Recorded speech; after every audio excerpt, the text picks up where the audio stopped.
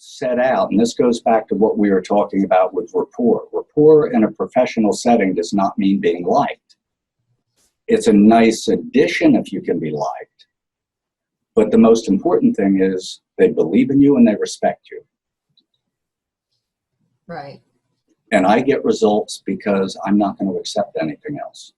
And I hold people's feet to the fire, and I can only work with the truth. So you're going to give me the truth. I don't know whether I told you this or not, but I had a patient a couple weeks ago. I said to him, all right, Fred, you want to go back and repeat that? And he said, my name's not Fred. I said, really? You're not Fred Astaire? Because you're sure doing a lot of tap dancing. I need you to stop dancing and answer my question. If I ask, I'm not sure I could pull off that style personally. I'll have to find my own niche there, but you may not pull off that style, and it may not be you, but maybe the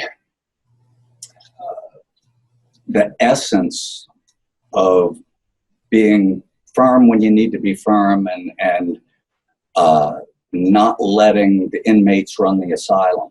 Mm. If that idea rubs off on you and you find your own way of implementing it, yeah. That's what I hope. That's what I hope for. Yeah. I mean, I'm me. I wouldn't want you to try to be me. No. No, but I like bottom line getting results. I think that's what it's all about, and if possible, get them as fast as you can. Yep, exactly. And that's why I don't waste time. I don't waste words. If somebody's tap dancing and giving me a line of hooey, I'm not going to listen to it. Right. I reel them right back in. I can't tell you how many times each week during the intake, I'll ask a question. Somebody will start giving me some song and dance. And I'll say, well, stop. That's not what I asked you. Here's what I asked you. I need you to answer my question. And I hold their feet to the fire. I'm not going to let them go off wandering in 10 different directions. Because when they do that, what they're trying to do is filter it, rationalize it. I'm not going to get a truthful answer. They're going to try to spin it like a politician spins things. And that's not going to be helpful to them or to me. I don't want to be their friend. They're not my friend. They're my patient. Yeah, I think I pick up a little too much of that still. You know, the friend thing is... Yeah, you got to have really good boundaries. I'm in a different place than you. You know, with starting a business, I probably can't afford to be too direct. You can't afford not to. No? No. I mean, to be honest, your method, your manner is a little off-putting. Well, it is when I need to be. There's other times that I take a softer approach, but not when somebody's doing a tap dance with me. Right. I guess I still have well, you know, it's a learning process for me. It's not something I have just accessible to me to basically pull the father card is what it sounds like, you know, is to. Well, that's interesting.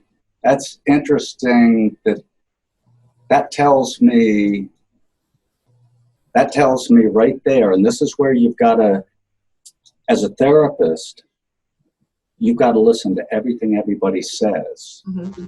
and realize the significance of the statements that they say in passing, because statements people say in passing are usually more significant than the answers they give you directly.